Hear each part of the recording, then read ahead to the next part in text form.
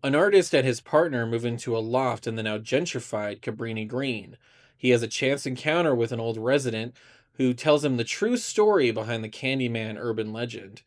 Anxious to use these macabre details in his painting studio, he unknowingly opens a door to a complex past that unravels his own sanity and unleashes a terrifying wave of violence.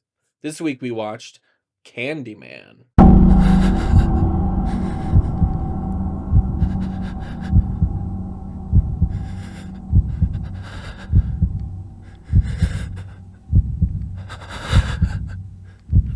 Hello?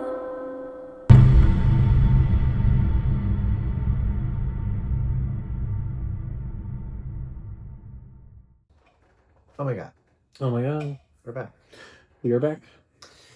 Different different place. Setup, different place. This is not my new place. This No. is different place. An undisclosed location. Undisclosed location. Somewhere in the southern desert. No. Welcome to Horror Legend. I am your host, Chris. And I am Legend. Yeah. Hate that I said it like that. Gross. Just kidding. Welcome to another episode of Horror Legend. In our transitional period. Don't get the press wrong. We're not transitioning yet. We're just transitional. We're not trying to get like clout by saying we're transitioning. No. Or anything. No. Because for me it would be clout. I'm not actually doing that. I mean, you never know what the future holds. Trust me. I may become an old crone at some point. You know, it's more likely than not. It's more likely than not. Just kidding. So, anyway, today we're still celebrating Black History Month. It is February. Oh. And so we are featuring movies of Black directors, actors, blah blah blah. So today we did Candyman, but I know we already did Candyman. We're doing the new Candyman. We're doing the newer 2021 Candyman. Yes. Which is actually technically, even though it takes place years later, a direct sequel to the 1992 Candyman. Yeah. 1992, the year I was born. I didn't care for the other Candymans, like they did like a sequel. They did at least 3 sequels. Yeah. I don't think I saw the third one. I saw the second. I know they did 2 and 3. I don't know if there was a 4th one. It wasn't good. I never watched the sequels of them. They're not good. But so I'm glad this one decided to negate those and just make a direct sequel that happened years later. Yeah. So yeah, we did do Candyman 2021, directed by Nia DaCosta. This is actually her first and I think only like big directorial movie. She's written movies like this, and she also wrote The Marvels for Marvel. For Marvel. But yeah, at least under IMDb, under director, she only had... Oh no, she has 2 upcoming projects. Here we go. I was wrong. Because the other one that she did was 28 years later, the new Bone Temple movie. That's right. I forgot it was her. Yes. And she also apparently did a Candyman short film in 2020. Probably then was given the reins to do this one, which is really cool. And she did do The Marvels. Speaking of 28 years later, we need to watch that too. We do, yes. Yeah. She did direct The Marvels. I was talking about it earlier because I don't think what was wrong with that movie was the directing or the writing. The editing was wrong. Really? I feel like the studio cut the shit out of it because there were so many moments that should have been longer. Yeah. Should have had more emotion behind them. Yeah. Should have been way more like whatever, and they just cut them so fast that I feel like the studio fucked it up. My opinion, I don't know, because they really wanted to get to that X-Men tie-in to the Marvels, and that's the main problem with having major franchise and studios doing that shit, is like the directors and their artistry fall short, and they just are trying to get things to connect to each other and get it done. And it's like, if you guys would take your fucking time, it would actually be good. But I have heard good things about the new Bone Temple movie. I have too. You see. Yeah. She also directed a movie called Hedda in 2025, which I have not seen. Hedda lettuce? drag queen. Oh, that's ridiculous. But yeah. So not just a black director, also a female director, which is another thing you do not see that often in horror movies. Sorry, I'm petting dogs. It's another thing you do not see often in horror movies is female directors. I think the one that gets brought up the most as a female director is American Psycho with Christian Bale. Yeah. Because that's a female director. Oh, okay, I didn't know that. And I think there's like a couple more, but you like, it's cool to see not just a black director, but a female director in horror, because again, not a lot of them in the genre. Could use more. Yeah. Get to it. No, yeah, seriously. Studios. Make more movies. So yeah, directed by Nia DaCosta. Jordan Peele helped write it and produced it. So yeah, Jordan Peele was attached to this as well. Yeah. The beginning, I saw. We got starring. If I butchered these, I'm so sorry for the butchering of these names. Yahya Abdul Mateen II was the main character, Anthony. Yeah. Who is so hot. I'm God, he's so hot. like, Jesus. Just scenes of him walking around with nothing on. Yeah. And I'm like, please. Of course, then he's like necrosis all over. Yeah, then he's also like slowly dying. Still. I'm like, still. Yeah. Teyona Paris plays Brianna in the movie, and I believe, if I'm not wrong, she's Monica Rambeau in the Marvel movies. Oh. So she comes in for that, and she's been in a bunch of other stuff too, but recently Monica Rambeau in the Marvels. And also, because she comes in a little bit for WandaVision, too. She's in that a little bit. Coleman Domingo, who's always great to see. Yeah. Love Coleman Domingo. Also bringing in some LGBTQ, not only actors, but characters into this one, too, which is great. Yeah. Nathan Stewart Jarrett. Carl Clemens Hopkins, who is Hacks, her assistant in Hacks. Oh, yeah. Hacks is so good. If you have not seen Hacks, Hacks is amazing. HBO, he's so good in that, too. So funny. Vanessa Williams comes back from the first Candyman, which is awesome. She saved the best for last. I did, because I'm just kidding. But yeah, that's just a few people in here. Yeah, it was really cool to see her just like at least want to come back for one of these. Yeah. She's great. I mean, she's only in the movie for like 10 minutes, but she's great. She's fantastic. Oh, look, they're there. Candyman, Farewell to the Flesh, Candyman 3, Day of the Dead. Oh, yeah. That's Candyman 2021. Let's get into that. You said Tony Todd was in it, right? Oh. For like 2 seconds. He's in it. Yeah, Tony Todd is in it for like 2 seconds. I don't know if he's in it and they de-aged him or if they just added him in with CGI or whatever they did. He was in it. I think he was in it and they de-aged him. Yeah. But yeah, he does come in for like literally 2 seconds, but it is such a cool like reference and visual. Yeah. I mean, he had to be in it. Like, you can't not have Tony Todd as Candyman. Come on. Okay. Synopsis. Anthony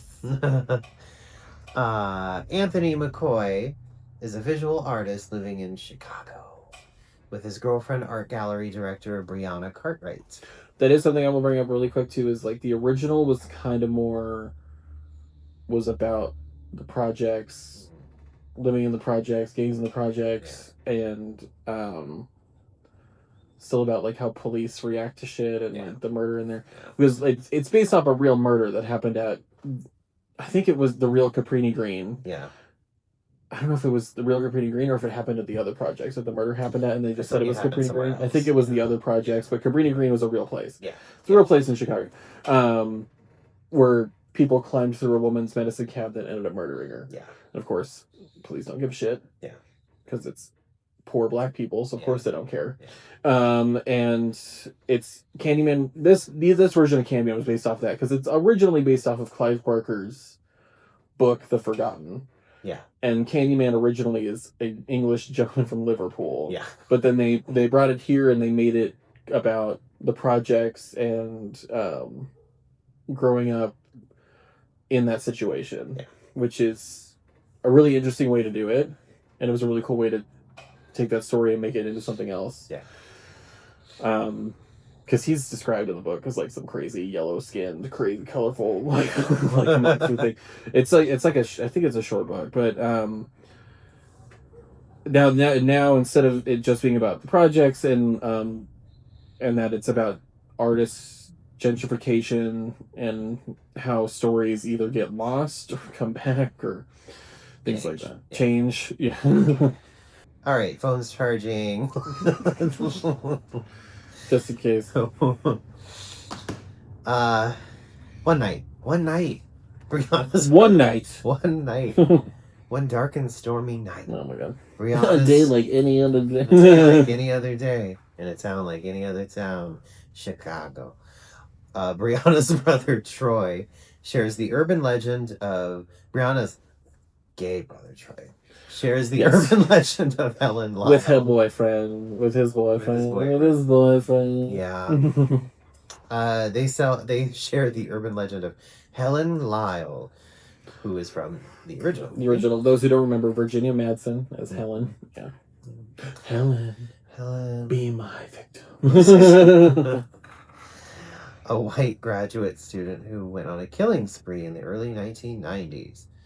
The story goes that her rampage culminated in a bonfire outside of the Cabrini Green projects, at which point she attempted to sacrifice an infant child.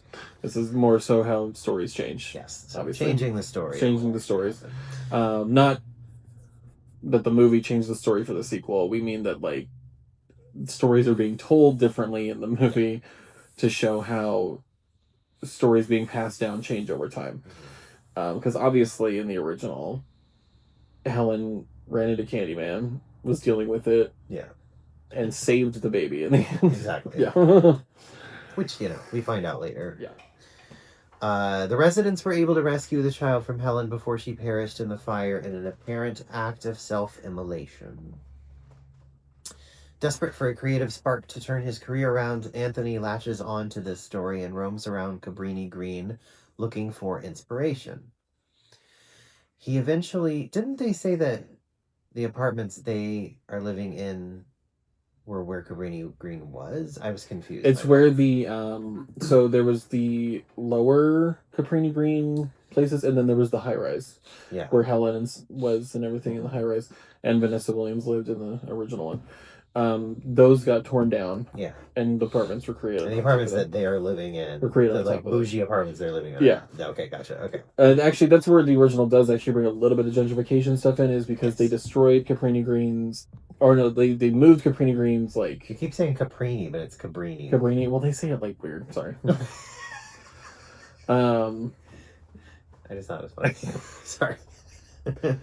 Is they made the same exact apartments of Cabrini Green on the other side of the tracks look a lot nicer than the projects where Virginia Madsen's character's living. Yeah. And they realize that there's the same exact ones because the layouts are the exact same. The medicine cabinet shit is the exact same. Yeah. They just made them nicer because they're on the other side of the track. Okay.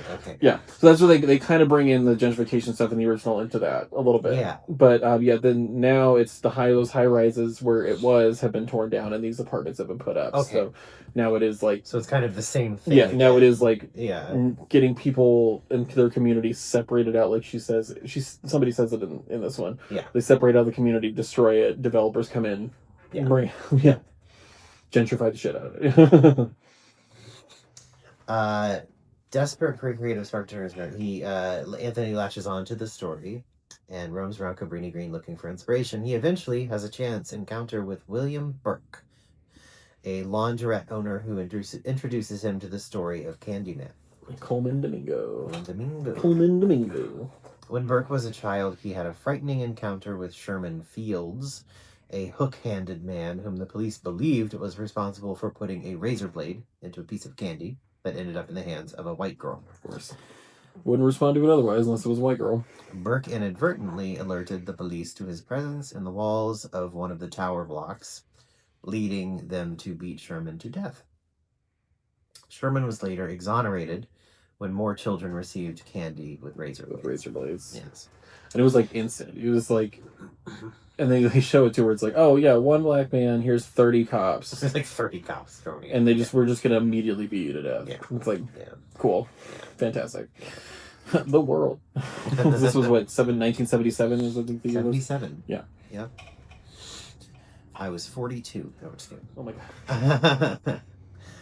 Sherman was later exonerated when more children received more candy with razor blades. The legend goes that repeating the name Candyman 5 times in front of a mirror invokes Sherman's spirit, at which he appears in the reflection and kills whoever spoke his name.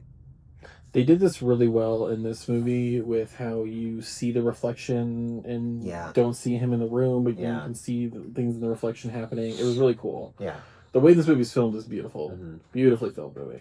It really is, and I really love the flashback shadow puppet stuff. Really yeah, because the original had that when they did the flashback of Tony Todd's Candyman getting killed. Yeah. Or the original Candyman. And then they used it a lot in this, which is so cool because I'm glad they kept that. They did it very well. They did it so very well. And I love that, the opening of the original one is a top-down shot of the city. Yeah. With the heavy music and everything. And this one is actually a down-up shot going through the city. Down, up, and upside down. Upside down shot, yeah. Going through the city. So it was kind of like the opposite end. Mm-hmm. Which is cool because even with the production logos, they were all backwards. So it was supposed to be weird mirror images of each other. Yeah. They certainly did the mirror image thing better than in that one movie, The Woman in the Yard. Not the woman in the yard. Not the woman in the Not yard. the woman in the yard. Woman in my yard. No woman in my yard. Inspired by this, Anthony develops an art exhibit around the legend of Candyman and showcases at Brianna's gallery, but is dismayed when he does not get the kind of reaction he was hoping for. We got a really shitty reaction from a bitchy art critic. So. Yeah. A white bitchy art critic. It was like, we get it, gentrification cycle, whatever.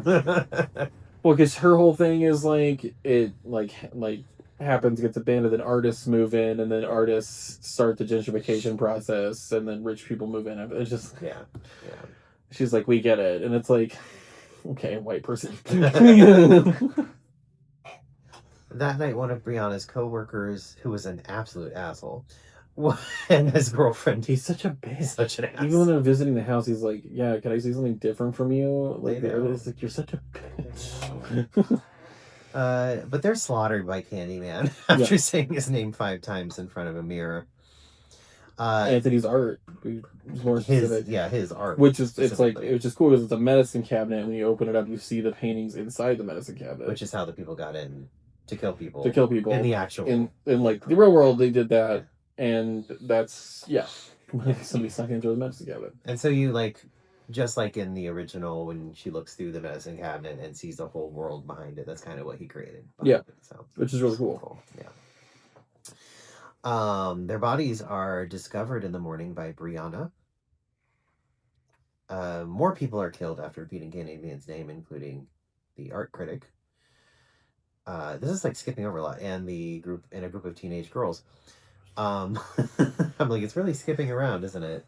And then it comes back, but because the teenage girls don't come until way later. It was way later, so it was because the teenage girl is there at the show, with her mom. But then later on is when she's at the school with the other girls, And he goes to stop by the art critic's place at some point, just to I don't know why he went there, but he goes to the art critic's place because this is when he's already starting to lose it a little bit. Yeah. This synopsis is skipping around for some reason. I don't know why, but that's fine. Let's talk about it. We'll talk about it. After he starts kind of losing it. Yeah, but he starts not being fully himself. Yeah. And then he ends up going to he's supposed to be at a dinner that night. Mm-hmm. And she's meeting with a museum owner or something like that. And then he ends up at the art critic's place because and then she's talking about how now it's piqued my interest, and it's really piqued her interest just because 2 people were murdered in front of his fucking painting, or in front of his art piece. Because this movie also kind of puts in the idea of artists as being personalities and what their story is rather than what they fucking have been making. Which is, as we're both in the art world in various ways, and it is kind of And especially when she was talking about our board is just obsessed with you now and stuff like from the museum. Our board is just obsessed with Anthony's work now, Yeah, and it's and literally now. just because 2 people were killed in front of him. Yeah, yeah. And she's like, "Oh, dealing with your dad too," because you find out her dad committed suicide, and she doesn't want to deal with his storage room full of artwork. Yeah, like when her brother was talking about it, because she's like, "I don't want to deal with the thing that ended up killing him." yeah. And then now she's got Anthony to deal with doing the thing that ends up killing him. Yeah. like, Exactly. Yeah. And I'm not going to say that boards of directors for museums are out of touch with rich white people, but some of them are. Not all of them. Not all of them, because if you're watching this, you're not one of them. No. I'm not talking about you. Well, and that's the thing too, is like I've dealt directly with board members of museums based on the work that I used to do at a museum, and some of them you can tell do not give a shit about artwork. No. Do not care. Like, they just need something to do with their money. Yeah. And some of them you can tell actually really give a shit and like want to be a part of it and want to like actually give like young local artists, big artists, whoever, like a place to put their stuff. And Meanwhile, I love the next thing. Is meanwhile, Anthony begins to undergo physical transformation stemming from a bee sting he suffered on his hand while walking around Cabrini Green. Snapping photographs. If this happens to your skin and from a bee sting, you need to go to the doctor. Oh my god! Because it was like sting, and then it was like necrosis, and then it started like, that he starts peeling off his arm, and like if your skin looks like honeycomb, it's time to go to the doctor. The sting develops into a scab that begins to spread all to cover his body. Anthony later goes to the hospital to get checked out, where he learns that his mother lied about where he was born. Anthony pays a visit to his mother, Vanessa Williams. Miss Vanessa Williams. Who reveals he was baby Helen. He reveals he was the baby Helen Lyle saved from the fire the night she died. Yeah, so the baby you see in the original Candyman is supposed to be Anthony. Yeah. And obviously Candyman takes him at some point, and then Helen ends up saving him from the bonfire. Yeah. And she tells him the real story. Like, Helen was not a crazy person. She ended up saving your life. Yeah. And they believed that the right people believed that Helen actually did run into Candyman. Yeah. And that's what really happened, not her going crazy. Yeah. Her husband was such an asshole in that movie. Totally. But she ends up saving him. I still, I really kind of wish a little bit that Virginia Madsen would have come back for a little bit. Just like a little bit. It doesn't mean to be like crazy, but like, it would have been cool maybe if they saw each other and whatever. I don't know. Yeah. The truth is that Helen saved him from Candyman, who abducted him and planned to sacrifice him in the fire. Yeah. To turn into the next Candyman is how this one goes. Yeah. She never told him about it because she wanted Anthony to have a chance at a normal life. Sorry, I'm distracted by dogs. The community had vowed never to repeat the legend of Candyman after that night, and his mother fears what will happen to Anthony now that someone has broken their back.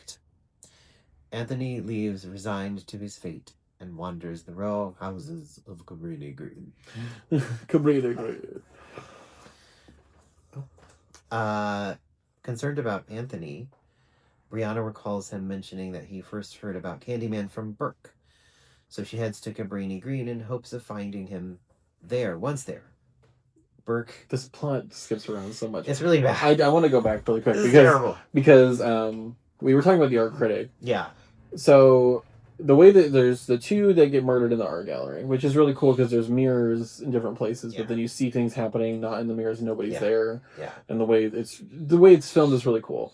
Mm-hmm. Slicing out like the projector screen, and then like him getting dragged by the Achilles tendon and the hook and like all this stuff, and with nobody there, but then when it looks in a mirror you can see him dragging it. It's just the way they filmed is really cool. The art critic one was cool because she says it, and then when he goes into the hallway to the mirror, she's got a really cool apartment. Yeah. Whenever he goes into the mirror, he sees Sherman on the other side with the hook, and the bees. Yeah. And the bees are inside the mirror. Yeah. And he's like looking at himself and he's like looking at himself reflection. Yeah. And he's like looking at himself reflection. So it's kind of like you're realizing he's kind of this person. Yeah. But whenever she opens the door, she's like, "Are you okay?" And it snaps out of it. And I love that, like, when she's looking at him in the mirror, you can still see Sherman in the doorway. Yeah. And, like, slowly goes away. And Yeah. it's, like, so creepy Yeah. the way it's filmed. And then he's like, "I gotta go," leaves. And just the panning out shot of the apartments, and you see other people in their apartments around hers. And then all of a sudden she gets lifted up and smashed against the sliding door and then dragged across it and all the blood. And you, like, can barely hear it because it's a panning shot out of it. Yeah. It's such a cool shot. That was really good. It's a really cool shot. Yeah, I love the way they filmed this one. Me too. Yeah, they filmed the all of that, and then the other murder with the kids in the bathroom. That was good too. Oh yeah, because like they didn't have to like show them getting sliced up and murdered and stuff. Like, you just see the blood, you get the thing, you get the reflection in like the little compact mirror when it falls. Yeah. It's just, even with a lot of blood, things can still be implied as what's happening. Yeah. And it's just really cool. I wonder what happened to the girl that was in the bathroom. I'm pretty sure she was fine because she didn't fucking say it. Yeah, I think she was okay. Yeah. I mean, she wasn't okay. I mean, after that, like, fuck. Well, like, one girl in the bathroom stall is like all these girls outside the stall are getting murdered. There's blood everywhere, and she's just trying to like hold it together. Yeah. You're not really normal. Yeah, no. Something like that. Just saying something like that, but the one girl fucking got out after they said it the first time, and then the window's open. She's like, "I'm done. I'm out." And she left, and I'm like, "Good for you. Like, you made it." Like, right. Concerned about Anthony, Brianna recalls the laundromat, so she heads down there. Once there, Burke. Also, I just want to say, I love the look of old laundromats. Me too. I Those really like like 70s machines. Very 70s. So cool. It reminded me of Pecker. Yes, yeah. It's great. It's just so many like photographers I know that take pictures in places like that because they just look so cool. The color of everything, the weird yellow, the weird 70s vibe, like the machines are still old because they just never got updated, and like they just look so cool. Even newer laundromats, some of them, just because of how the dryers are all set up, it just looks so cool. It does look cool. It was just my take on that. No, I like it. That I've always loved the look of laundromats. I hate going to them, but I always loved how they look. I haven't been to one forever, like legitimately. Well, I'm gonna have to go to the laundry. My new place has a laundry room, so I have to go to that. But at least it's in your complex. But it looks kind of cool too. Like it has a cool look to it. Yeah. They're very liminal looking. Liminal spaces. Liminal spaces. So she goes there. She gets locked into the back room. Burke subdues her, Brianna, and takes her to an abandoned church, where Anthony has entered a fugue state and his body continues to deteriorate. He's like, "This is where I was baptized." I love that she wakes up there. She's like, "What the fuck?" I mean, you see the church at the beginning of the movie. It's like that white church. It's like, it's a cool looking church. Yeah. But yeah, he's like, "This is where I was baptized." She's like, "What the fuck?" She's like, "Now we have a witness," because like you apparently need a witness, and then. Oh no! He needed him there because you figure out that Coleman Domingo is basically making the next Candyman by doing this because he knows about his history as being the baby that Helen saved. Yeah, coming back to the place. Yeah. Now he cut off his hand, shoved a hook in his stump just like the original Candyman, and she's there basically so that she can either die or almost die, and the cops can come in and shoot him. Yeah. Which they fucking do anyway, because it's just how they are. But and ACAB and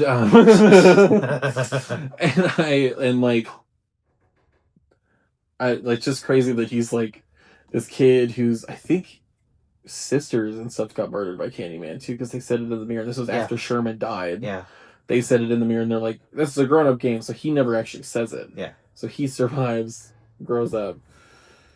Only to basically make the next one. Yeah. Before dying. That the church reminded me of like scenes from quite a few things. But I immediately was thinking about the church in Cyberpunk. Oh yeah, I forgot the voodoo church in Cyberpunk. Yeah. The voodoo boys. Yeah. Such a cool. It's like the visuals of that are so cool. Yeah. What's crazy too is like I think they might have still filmed this where Cabrini used to be. I'm not sure. But the original was definitely filmed at one of the projects. It was not Cabrini, but it was said it was Cabrini. Yeah. It was filmed at a different one because I think the thing about Cabrini Green was that, or it was the other one. I can't remember where the woman was murdered. It was one of the projects next to it. Yeah. That I think she was murdered at. Yeah. And Cabrini's the one that's just well known. Yeah. Because the one that she was murdered at, the reason why it took forever for the cops to get there, one, because it's cops and it's black people and poor people, is because of where it was built, there was no road access to get to it easily. Yeah. It was really hard to get to. And that's one of the reasons why that one had a lot of issues and like crime happening, is because there was no way to get to it. It was like cut off a little bit from the other ones. Cabrini did have a lot of problems, obviously. Yeah. But like that's the reason why that one had a lot of problems, and even more is because it was cut off from the other ones. Yeah. And there was like no easy way to get to it. Okay. From what I read, like going into like the history of the original Candyman.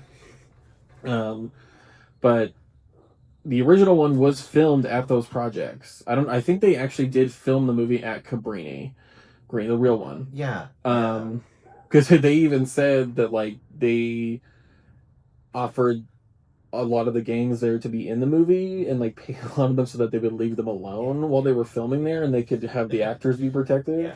But they even said when they packed up and left that their van started getting shot at. Like, but they were actually filming at the real projects. Yeah.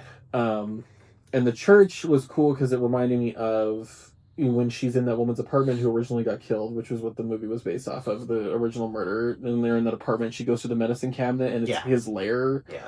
And it's that huge graffiti of like his face with like the hole in the wall, and like it reminded me of that, which was really cool because like they really kept how, like, obviously things look better because of updated cameras and years and whatever, but they really kept the original look of like the 92 one. They did. In a lot of areas. Yeah, they kept the vibe. There's some of the music is kind of similar. Oh yeah, they definitely tried to somewhat recreate the music from the original. Yeah. The original one's music is crazy. Yeah. Like it's very organ opera crazy. Yeah. Loved it. Yeah. And they kept that vibe, but they kept the vibe of the way things look in the original movie with a lot of that stuff. The graffiti, the way things deteriorated, like all that stuff. It's really cool how they the set building. Yeah. Burke reveals that not only did he witness the police beat Sherman to death, but he also saw Sherman return later as the Candyman. After which he butchered his older sister when she summoned him in the bathroom mirror of their apartment with her friend. Yeah. He plans to have Anthony gunned down by the police, creating a new legend in which Candyman is an instrument of vengeance rather than a symbol of black pain and suffering. As we know, the original Candyman was pain and suffering. Fully pain and suffering. Pain, suffering, and honestly a little bit of revenge. But because it was pain and suffering more, Candyman kind of went after anybody. Yeah. It wasn't like, he just went after white people or he just went after these people. It's like, no, it's anybody who kind of was in that area because it was a spirit born out of anger, sadness, anger, and all that stuff. So then it just takes over. Yeah. Which is like how a lot of spirits do their thing. Like if you watch even like Japanese horror movies with their ghosts, like The Grudge. Yeah. It's like this woman is doing this because she was killed out of anger. Yeah. So now that spirit, that's all that it is just anger taking over and the spirit doing things out of anger. And it's not seeking revenge. It's more so just like, you're in my area. Yeah. I'm angry because this happened to me. Now I'm going to do it to you. Yeah. Yeah. He wants to create more of a vehicle of revenge. Yeah, this one turned into more of a vehicle of revenge. Yeah. Yeah. To complete Anthony's transformation into Candyman, he saws off his right hand and replaces it with a hook. Yeah. Brianna manages to escape the church and is chased into the Cabrini Green row houses by Burke, whom she viciously stabs to death. Anthony appears and collapses into her arms as the police, lured to the scene by Burke, show up and shoot Anthony to death. Brianna is handcuffed and placed in the back of a police SUV where the officer attempts to intimidate her into agreeing that Anthony provoked the other officer into shooting him. Brianna says she just wants to see the car's rearview mirror to look at herself. before she said, "I'll say whatever you want." Yeah, because the officer tried to be like, you can either say this, Or or you can go to jail yourself. or you're his accomplice, and blah, blah, You can say this so that it exonerates the cop that just came in and decided to shoot somebody without even checking. Yeah. Or you can go to jail for the rest of your life. Yeah. Because we can make you an accomplice. She's like, show me the mirror. And she summons Candyman, who happens to be... Which is now Anthony. Anthony now, and he massacres all the police officers at the scene. It's the shot of him going around the car is cool because in the reflection you see little kid. Yeah. You see Sherman. Then you see one other version of him, and then you see him again, and then his whole face gets covered with the bees. Yeah. And then you can't see who he is anymore. As more police arrive, Candyman takes on the appearance of Daniel Robitaille. The original Candyman. Original Tony Todd. Tony Todd. And gives Brianna a single instruction: tell everyone. Yeah. Yeah, I feel like she's going to be arrested at this point again. But I don't know if... Yeah, we don't know. We're left at like, is he going to kill the rest of the cops? What's going to happen? What's going on? So... I mean, they should at least see that she's in handcuffs and probably couldn't kill people in handcuffs. Yeah, maybe. But like, I'm like, I don't think that's going to bother the couple. No. But yeah, so yeah, it makes it more of, instead of just anger and sadness and all that stuff, it makes it more of a vehicle for revenge. And yeah, he wanted him to be a symbol of vengeance for the Black community. Yeah. Symbol of vengeance for people who suffered underneath these people and all. Which I honestly think, and him being the child from the original, I think that was a really good way to continue the story and have it take place years later. Totally. Yeah. Also, Vanessa Williams looking as young as she does. Oh my god, yeah. Crazy. Yeah. Like, she's beautiful as fuck. But yeah. And yeah, that's the story. That's the story, and I'm stuck on Trivia Corner. Trivia Corner. We're literally at a corner. Oh my god. Trivia Corner. So production was brought back to Cabrini Green neighborhood where Candyman was filmed. 1992 Candyman was filmed, though the high-rise buildings have long been demolished. The row houses, the smaller ones, those are the ones that were there. Those cool. Still exist. I think they still exist now. Wow. William Burke has seen Coleman Domingo. He's seen reading Clive Barker's novel Weave World, which of course now the Candyman story is based off a story called The Forbidden that he wrote. The film reuses the same sound of the crying baby from the original film. Yeah. That's crazy. Let's see. Jordan Peele was originally attached to direct the movie early on in production before moving into a producer's role. Nia DaCosta was hired as director and later became the first Black female filmmaker to have a movie open at first place at the box office. I remember this movie actually did hit like number one at the box office pretty fast. Which, so yeah, it was cool to have the first female Black director, especially in a horror. Yeah. Number one. Yeah. So cool. Clive Privler was named as an homage to, that's the pretentious white gallery owner. Yeah. With homage to Clive Barker, who wrote the short story. Did you see that guy, he also had a pocket square with a cartoon of his face on it. Yeah. Jesus.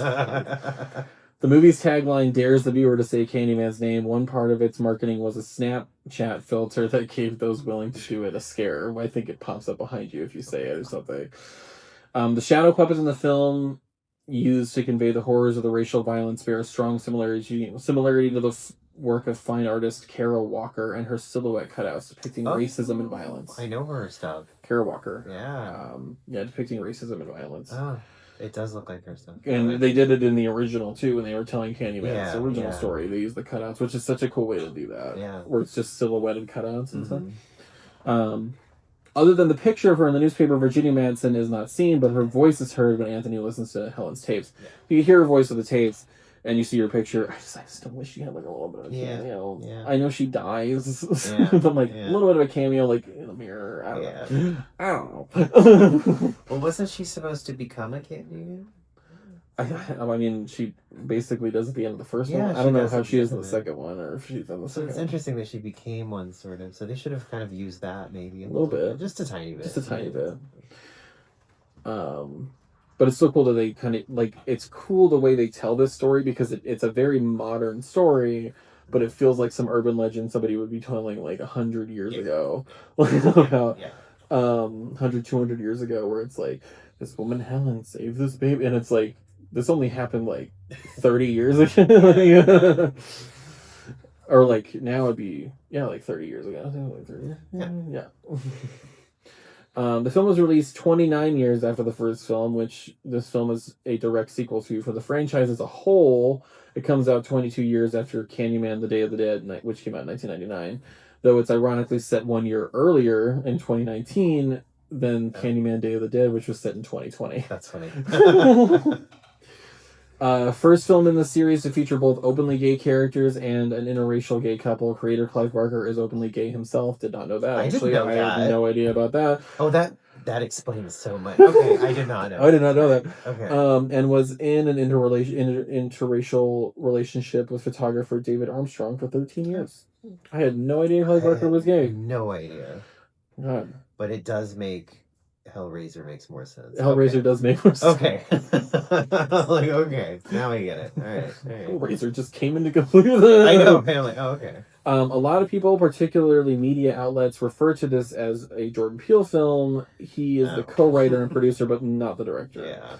Nia DaCosta, who did get a bit more attention focused on her when she became the first black female director to top the domestic box office as a result of the film's success. That's kind of like to have like we were like, oh, it's a Jordan Peele. It's like, I get it. Jordan Peele's a bigger director and a bigger name. That's awful. But I love that she only got recognition when the movie was actually successful and made money. Yeah. Well, he made, he could have used his clout to get it out there for her. I mean, that's fine. Yeah. That's perfectly fine. Sometimes you have to do that. Sometimes it's not what should happen. No. But I get it. Yeah. The library scene was filmed at Northern Illinois University's Founders Memorial Library in DeKalb, Illinois. So it was filmed at a different one. Oh. Yahya Abdul-Mateen II portrays Anthony and his hallucinations of the Candyman. That's crazy. He's portraying all the hallucinations he has of him too. Yeah. That's the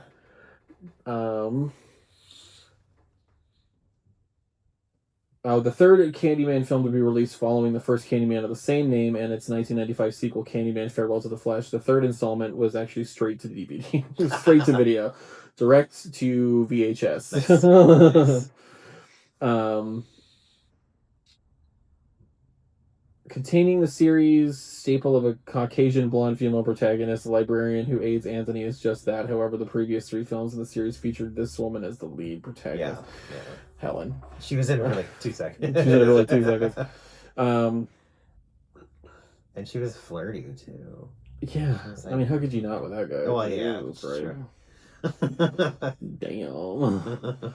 When Anne-Marie, Vanessa Williams, tells Anthony he's the baby that Candyman, Tony Todd, kidnapped and attempted to sacrifice in 1992, there's a visible scar close to the shoulder on her left arm. Which I noticed that. Which I did notice. The scar is a callback to the original Candyman when Helen stabbed an emotionally hysterical Anne-Marie with a meat cleaver in self-defense after being framed for kidnapping baby Anthony and murdering Anne-Marie's Rottweiler. I forgot that she ends up hitting her with something. Yeah. But that's cool that she's got the scar. That's funny. Prior to becoming Candyman, Anthony's full name is actually spoken 5 times in the film leading up to that moment. Tony Todd's 4th time playing Candyman. Todd was digitally de-aged for his appearance, so we were right on that. Virginia Madsen returns as Helen Lyle from Candyman, albeit in a small voice role. So I think she re-recorded those. Helen was intended to have a larger role in film, but this concept was shelved. Well, she got paid something. It's like she wasn't like needed. No, it just would have been cool to see her a little bit. Yeah. Like it says intended for a larger role. I don't think Helen needed a large role in this movie at all, but it still would have been cool to see her a little bit.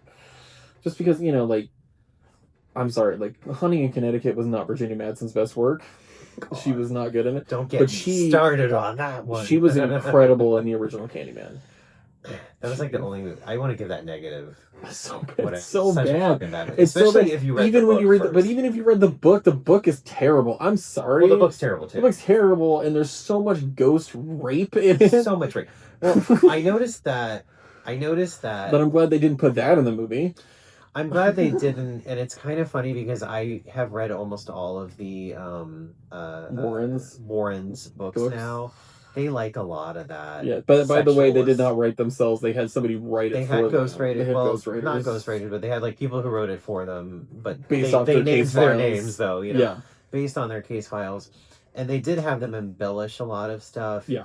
And it was mainly Ed Warren wanting the stuff embellished, and he did really love sexual assault in his books. Like ghost sexual assault was, which is not a good really look for the things that you've been accused of. And it's not a good look for him at all. At all. Let's see. Anne-Marie tells Anthony that the community of Cabrini Green swore to never speak of the events of the first film again, following Helen's heroic sacrifice to save him, which tells viewers that there's something up with Burke, given he's the one who volunteered the information to Anthony without prompting. Something's wrong. Yeah. The first Candyman in the series where Candyman is actually not defeated by the protagonist, because he wasn't. Yeah. He was brought back. Yeah. And then that's where it's him getting brought back. Some of these are really long.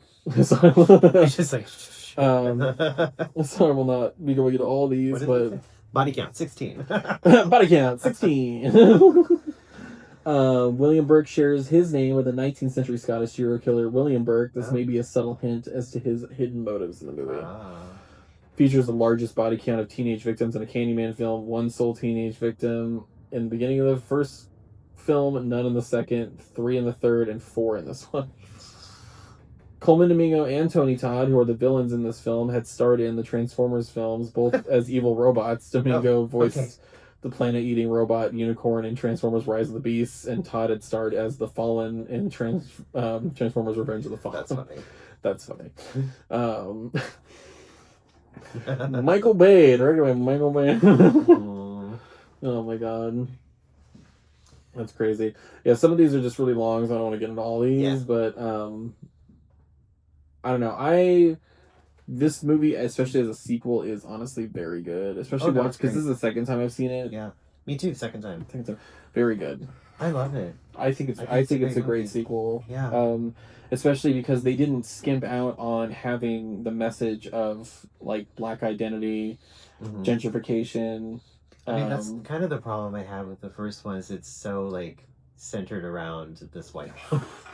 Oh well, yeah, because it's the 90s. Because it's the 90s. The fucking 90s. I don't think the director was black either. They were not. I don't think so. So it very much like towards the end, whenever you see it, it kind of a little bit goes into that white savior complex of white woman saving black baby. Yeah. Was it bad? No. No. Did it still go into a bunch of the like stuff that how black people are treated in the project? Yes. So it was still good in that regard. I don't think it was like bad. No, but it's the 90s, so of course they had to have a white protagonist. Yeah. Couldn't just have a black protagonist. Yeah. But this one, not only being directed by a black woman, but also having a black protagonist, fantastic. And then not because in like sequels, when sequels do stuff from like originals and they completely miss the point of the fucking original one. Yeah. One, probably a bad example, but one that I think of now is that sequel that we're gonna hear these chairs so much of this. You're just gonna hear chairs like creaking the whole time. The sequel that David Gordon Green, who did the newer Halloween movies, did to The Exorcist. Okay. Called like Believer or whatever the fuck. Oh yeah, you told me about that. Yeah. It's like you went from a movie dealing with a young girl being possessed by a demon, a priest who questions his faith, losing his faith. Yeah. Not just in religion, but the world around him and everything else, and things that had way deeper meanings and messages. Some weight to it. Because it was also based off the book. Yeah. By, I don't know if you read the book. I have not. The sequel was like, oh, here's a woman who died in some earthquake in another country. I don't know if it was Haiti or not. Another country, demon possession. Because, like, you open with, like, oh, we found this thing in the original one that ends up having the Pazuzu demon that releases the whatever and all this stuff. And, like, the priest, the original priest deals with it. But the sequel was like, we got all these people from different faiths, the God Squad, to help these two girls who are now possessed by this demon. It's like you completely missed the point of the original and the messages that the original had. Yeah. So like it just happens so much. And David Gordon Green, I'm sorry, needs to stop making fucking horror movies. Hot take: that newer Halloween movies, trash. Yeah. I'm sorry. The 2018 one was fine. The sequels were fucking terrible. That was they're not good. Like that was when the Boulay brothers were talking about, because one of the Boulay's favorite horror movie is Halloween. The original. And they were like, don't even talk to me about the sequels. They're not good. She was like, they're not good. We're not talking about them. Like, I'm sorry. The first one they did was okay. Yeah. Because it kind of still felt like the original. Yeah. The newer ones, like Halloween Kills and Halloween Ends. I haven't seen them. Trash. Complete garbage. Especially the last one, you're setting up a fucking killer with this kid. It's the last movie. Stop it. They're not good. Like, he needs to stop making movies. There actually is another version of The Exorcist coming out, and I can't remember who's doing it. It's a director that we like, though, and I can't remember if it's... It might be Mike Flanagan? Oh. Wait, yes, it is Mike Flanagan. It is Mike Flanagan, I'm pretty sure it is Mike Flanagan. And he's that might be great. I mean, he's already working on the Carrie series. He's doing a version of The Mist. He did Doctor Sleep. He did Gerald's Game. He's done so many Stephen King things, and he knows how to handle his work so well. He does. Andy Muschietti knows how to handle it very well. Yeah. And there's another director in those lines that like is really good with that stuff. I digress. I'm glad this sequel didn't completely fuck up or miss the message of the original one, which was the messaging of not just urban legends and like history, but gentrification, black identity, all this stuff, and like it put it into more of an artist's role. Yeah. Of this black artist being judged by white critics whenever he knows this experience with this experience. It's just like it brings a lot of stuff, and it could be told into the modern time. Know the experience, so it's Jordan Peele, and Nia DaCosta. It's like obvious. It's just like this is why the horror genre needed different fucking perspectives. Yeah. And I'm not saying the original Candyman is bad at all, because it's incredible. Yeah. Tony Todd is incredible. Like so his presence in general. From Candyman to Final Destination, where he plays Death basically, and Star Trek, and even like after he died, when one of his last performances was in a fucking Indiana Jones video game, The Great Circle. Still incredible, because they motion captured the shit out of him. Still so good. His presence is incredible. I'm glad this didn't miss the message of the originals. Yeah, because it doesn't matter how not deep the message is. If you completely fuck it up and miss it, it's just like, why even do this? This is stupid. Like, don't create like the extended universe of anything either, because that's how The Conjuring got fucked up too. I just well, if you're gonna do the extended universe, have the same fucking person do it. Or not, because the second Conjuring is fucking terrible. That's true. I feel like the second Conjuring movie had the potential to be amazing, and then they had to add in all that marketing bullshit of like the Crooked Man and shit. And it's just like, please. And they're still, like, even though this was the last one, they're doing a prequel. They're making a prequel now, which I just am so afraid of. Hopefully it's okay. Hopefully someone completely different does it. Yeah. And it brings in a completely different point of view. And possibly even brings in, like, the fact that they might not have been the best people. Yeah. Maybe they bring all that kind of stuff in. You know, I think that would be good. But don't, like, defame them completely, because we don't know. But just as a person... you know what I mean? But, like, bring some of that in. As a person who loves horror and is white, so, like, bringing this up constantly is, like, might be weird. But as a person who loves the horror genre, it was so cool to me, especially when Jordan Peele first released Get Out. Yeah. And how that was about race and stuff. Yeah. Just a completely different perspective when it came to horror genre. The most uncomfortable movie I've... It's really good. Oh my god. Oh my god. But like it was just... I was just sitting there like this, watching it. Like, it was just amazing to me seeing a actual person of color director making a horror movie from a completely different perspective, one that you never get in horror, with actual like black actors who aren't being the first to get killed off or just written off as a side character or being a stereotypically side character. Yeah. And even in this, seeing gay characters that aren't just stereotypical side characters that are just like actual fucking characters. They were a little stereotypical. Like a little gay, like a little over the top maybe, but like it's still they weren't like the stereotypical two-dimensional character. It's just nice to see different perspectives in a genre that I love, because like although I do love old horror movies, it had its fucking issues. Oh yeah, for sure. Granted, most genres of movies did have their issues, but like horror had a bunch of issues and it has a bad reputation. Yeah. And I feel like it's gotten so much better when you bring in new creators and stuff. It's just gotten so much better. I mean, even my favorite director, John Waters, didn't really use black people in a predominantly black city. Yeah. Oh yeah. Baltimore, until like a little bit later with Desperate Living, which I don't think you saw that one. I haven't seen that one. That introduces like a black character who's one of the best characters in any of his movies ever. And that could also be like you're thinking maybe like I'm not letting. There was like, sorry, she was like the maid at someone's house, and then like Mick Stoll's house, and like he was like accusing her of stealing like things from their house and liquor and stuff like that, and well, she was stealing liquor, but that's neither here nor there. And he's like tries to look in her purse, and she's like, no white man's looking at my Tampax. It's just the funniest line. She has other lines that I'm just not even gonna repeat, obviously, but it's so funny. And that also, like, not to like completely defend it, but it could also just be like he's a very white person.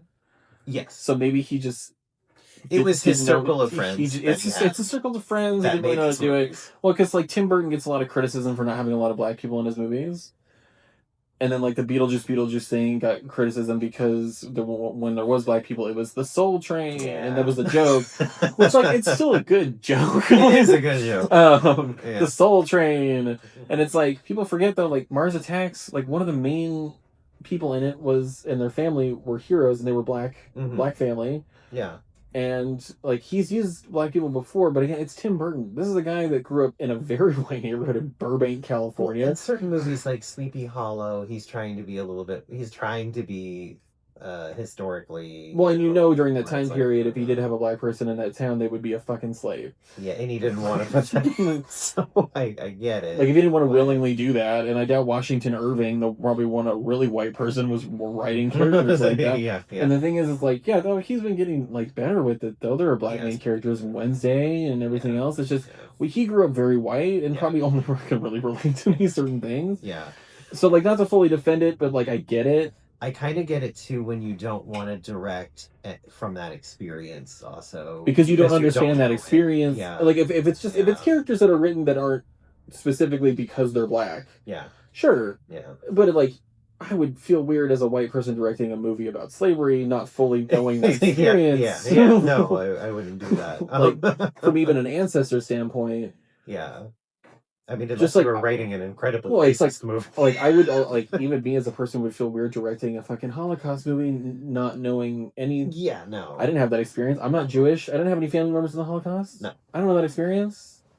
And it's like, I might still be able to direct the movie, but somebody who had family members who is Jewish, who had that experience, is going to be way more adept at doing that than I am. Yeah. It's just like actors... I have some German ancestors, though. Yeah. So who knows what side they were on? I have no idea. I don't think any of mine were. I don't know. I don't know. But yeah, it's just like, I get it. Yeah. But obviously, there needs to be more characters for people of color, sexual orientation, and not just them playing characters that are specifically for those characters, but also just any character. Yeah. Like, why can't this person be black? It's not about them being black, but they can just play this character. It's like transgender people. The reason they got mad about people who are cis playing transgender people was because they weren't even getting cisgendered roles. Yeah, I just, I always love to see... So like you a can trans actor in a role where it's not even addressed. It's not even about it. I really enjoy that. In the first season of Fallout, they had a trans man in there that it was not about them being trans. It was not about being trans. It's just they're just playing a man. A man. They're just playing a man. That's it. Like, and that's really a lot of people in those different communities, even in our community, the gay community, are just asking for that. Yeah. But then you have people who aren't those things playing characters that are specifically those things, and they are not even getting cast as those. Yeah, I don't like that. And it's like, maybe if everybody would start getting cast as like normal shit and you would give more opportunities, it wouldn't matter. That's why I decided because I went to school first for acting. Yeah. And I decided I couldn't do it because I was too gay sounding. So I was like, I can't play any other characters besides... Can't play straight characters. Yeah, I can't do it. Masculine characters. Yeah, I decided I couldn't do it. So that was one reason why I didn't continue doing that. And I get it. People come out with the argument like, well, it's acting. And it's like, I get it. You're supposed to be able to play somebody else. You're playing somebody else. It's not about you playing somebody else. It's about the equal opportunity of people getting to have roles and play other people in different communities other than the straight one. Yeah. The straight white one. But yeah, I mean, it's just, I just like having a genre that I love have a different perspective. Yeah. It's just, it needed it. It definitely needed it. And I'm still looking forward to not only like more of her, but I would love to see her do more horror movies because she's obviously really good at it, and I would still need more Jordan Peele movies because he's amazing at it. And if there are any other directors coming up and stuff that have new perspectives on the genre, please, please. I want to see like a queer director do some horror that is not super campy, or that isn't about specifically the gay community. Because I mean, I really did love. I love like Queens of the Dead. Although Queens of the Dead, and what is the other one that we watched? Oh, that was not. It was Queens, drag queens. Yeah, it was drag queens, Slay, but it was vampires.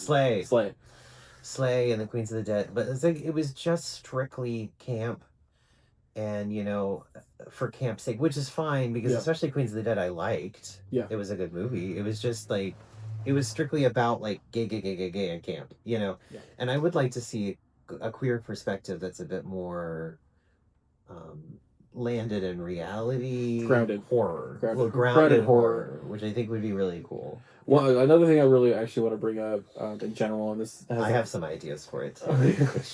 We might... I want to do a little short thing, but I need to figure out visual effects first because I don't know how to do that. Because I know you're writing something. It's queer body horror.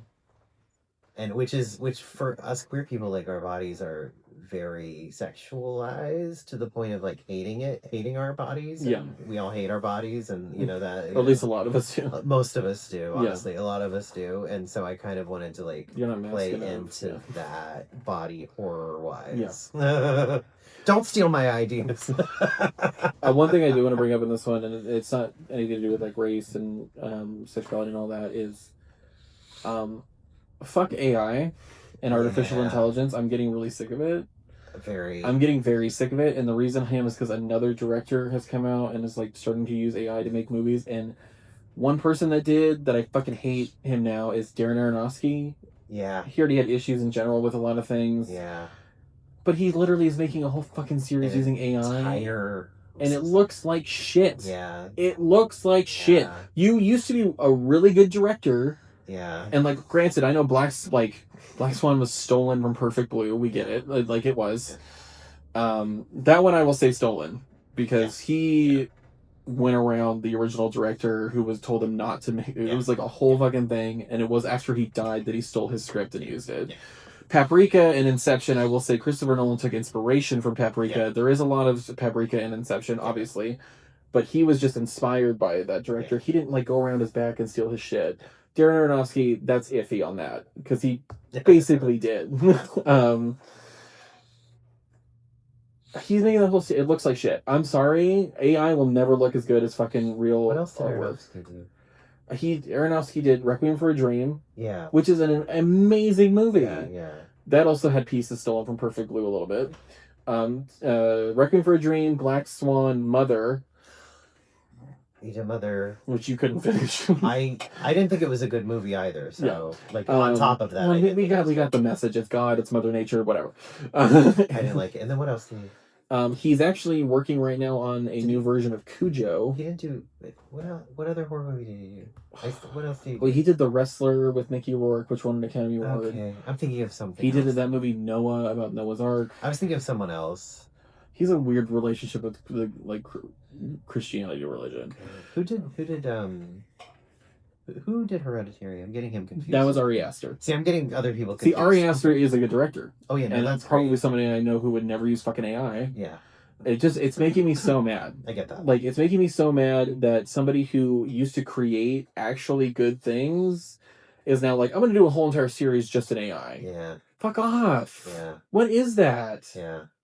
It's so stupid. It has no creative value. You typed a prompt into some shit. Like, what are we doing? I don't understand.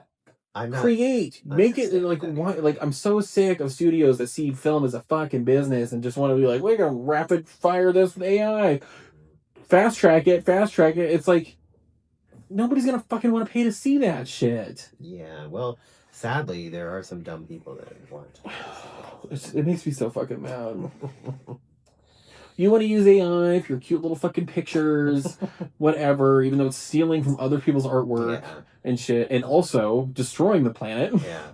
Whole bodies of water at a time. It's making me so mad. Keep art. Stop using fucking AI generative shit. Yeah. Stop it. It's so stupid. Like, I'm even mad that things like Photoshop have a fucking generative AI thing. Yeah, it makes me so mad. Yeah. Stop it. And then, we had game companies getting in trouble for using generative AI and concept art and shit. Stop it. Yeah. Those are the people who made Baldur's Gate getting in trouble for their Divinity ones having, like, AI concept art for a little bit. And then also, even Clair Obscur, which is an amazing game, didn't turn off their fucking AI thing on whatever thing they were using, so it popped up they were using kind of AI shit for certain things, like for concept art and shit. Stop it. You know how many concept artists there are out there that probably need work? I know. All I've heard in film school forever was that storyboard artists are hard to fucking find and they get paid a shit ton because they're hard to fucking find. Yeah. Stop using AI. Well, that's the problem right there, is they get paid a lot and they can do it cheaper. It makes me so mad. Well. Anyway, I digress. Please stop fucking using AI. To quote Guillermo del Toro, fuck artificial intelligence. I know, right? I like this movie a lot. We kind of went off a really long No, tangent. I'm fine. sorry. Yeah. I like this movie a lot. This is such a good sequel to the original. Mm-hmm. I've never seen the other sequels, but I'm assuming they're not that good. I've seen the second one, but I remember I did not like it. This was a really good way to do a direct sequel. I don't know. What are you giving this one? I'm gonna give it 4.5 bees on the other side of the mirror. I don't know. I can't think of it. I have it 4.5. Hooks to the throat. I don't know, but yeah, 4.5. It is an incredible sequel. It really is. I kind of hope this is where they stop doing it. Yeah. Just because it's not like Tony Todd could come back, which sucks. Yeah. But it was a really good way to do it, and like have it be an ambiguous continuation of the story where like it's But yeah, highly recommend. If you haven't seen it, see it. And if we ruined it, well, you watched this. Yeah. It came out 4 years ago. Exactly. 4 or 5 years ago. Exactly. But yeah, it's really good. Please, if you can, like, subscribe, comment, engage with us. We love to engage. Provoke. Hit me. I don't know. Intimidate. Hack into my computer. No, I'm just kidding. And Horror Legend Pod on Instagram. I still post like what's coming up. Sometimes I'll post trivia when I have time. And yeah, just keep it spooky. Oh my god. There's that Sinisterhood podcast that I used to listen to, and other things at the end was keep it creepy. Also, shout out to Sinisterhood, you guys rock. Until next time. Goodbye. Bye.